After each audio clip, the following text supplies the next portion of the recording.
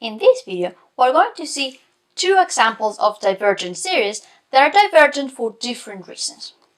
The first example is the series sum from n equals 1 to infinity of just n. So this is 1 plus 2 plus 3 plus 4 plus 5 and so on. Well, what is the kth partial sum? Well, we have that this would be the sum from n equals 1 to k of n. This is 1 plus 2 plus 3 to k. And this is equal to k times k plus 1 over 2. If you don't believe me, try to write down a proof by yourself.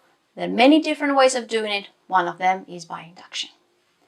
Okay, so now that we know that the kth partial sum looks like this, all I need to do is to compute the limit as k goes to infinity.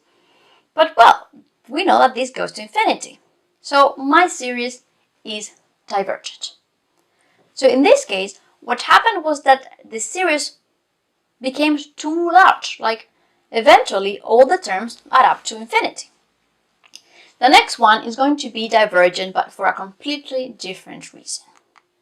So we're going to look at this series where we have terms minus 1 to the n. So this is 1 minus 1, 1 minus 1, 1 minus 1, 1 minus 1, 1 minus 1. You might feel that this sum would be 0 because we're always canceling, but the problem is that when do you stop?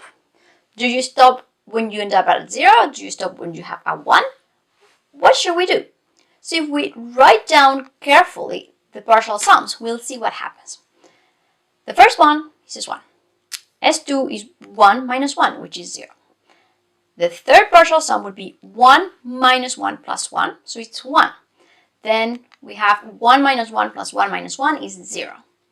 So can you guess what would happen for the even partial sums and for the odd partial sums? If you need some time to think about it, I invite you to pause the video. Great.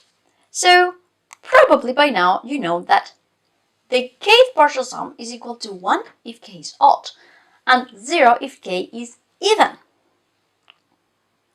Okay, then can the limit exist? Well, we have a subsequence that converges to 1, a subsequence that converges to 0.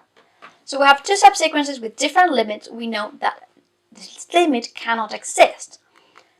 Therefore, I know that my sequence of partial sums is divergent, so my series is divergent. And in this case, it was divergent because it oscillates. So it didn't escape to infinity, it was just doing very, very crazy things.